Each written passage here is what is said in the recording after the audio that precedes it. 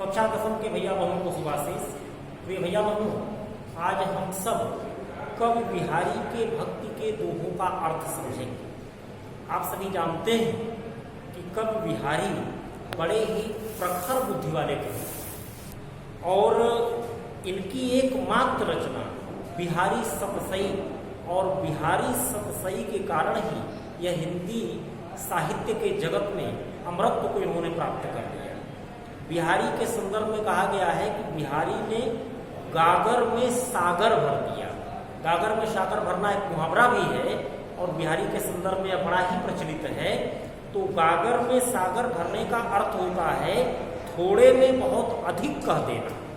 और बिहारी जी की एक खासियत है, यही कारण है कि इनके एक एक दोहों के कई कई अर्थ निकलते हैं। पहला दोहा मंगलाचरण है, जिसमें राधा जी की स्तुति की गई है कवि बिहारी के द्वारा। और कवि बिहारी जब बिहारी सतसई की रचना प्रारंभ किए तो उस रचना के पूर्व में मंगलाचरण के रूप में इन्होंने इस दोहे की रचना किया ताकि उनकी बिहारी सतसई निर्विघ्न रूप से पूर्ण हो जाए।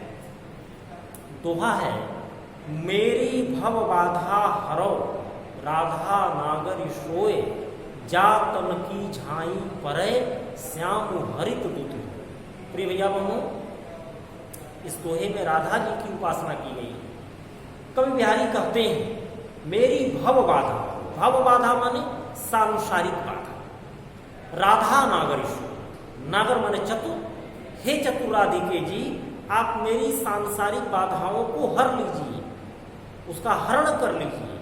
जातन की झाई परे, जिसके शरीर की झलक मात्र पड़ने से, झाई माने परछाई होता है, झलक मात्र पड़ने से श्याम हरित दुति हो, श्री कृष्ण परम आनंदित हो जाते हैं। अब देखिए यहाँ हरित दुति के तीन अर्थ हैं।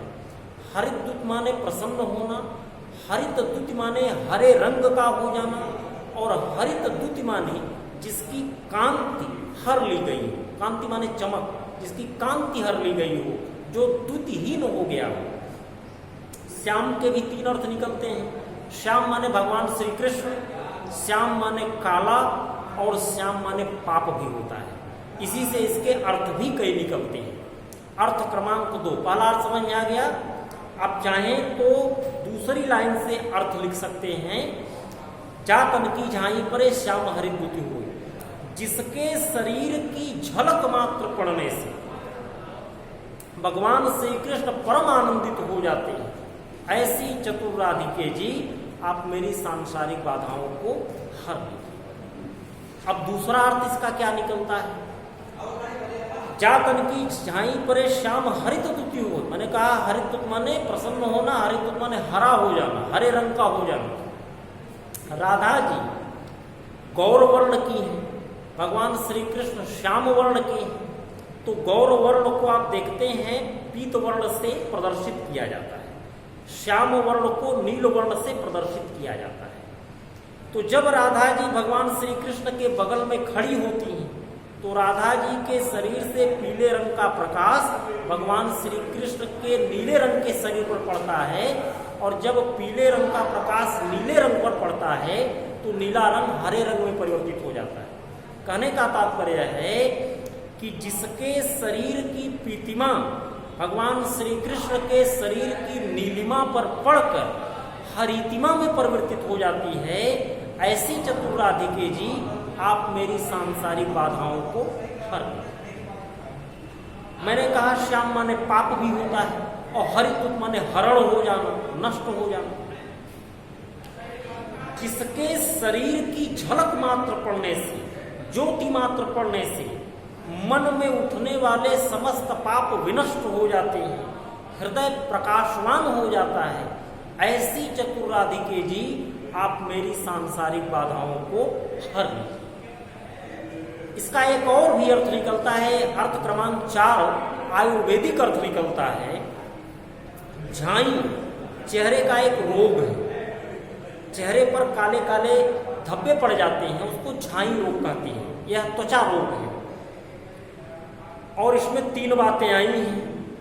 मेरी भव बाधा हरो राधा नागर सोए, राधा माने हल्दी, नागर माने नागर मोथा, एक प्रकार की घास है नागर मोथा।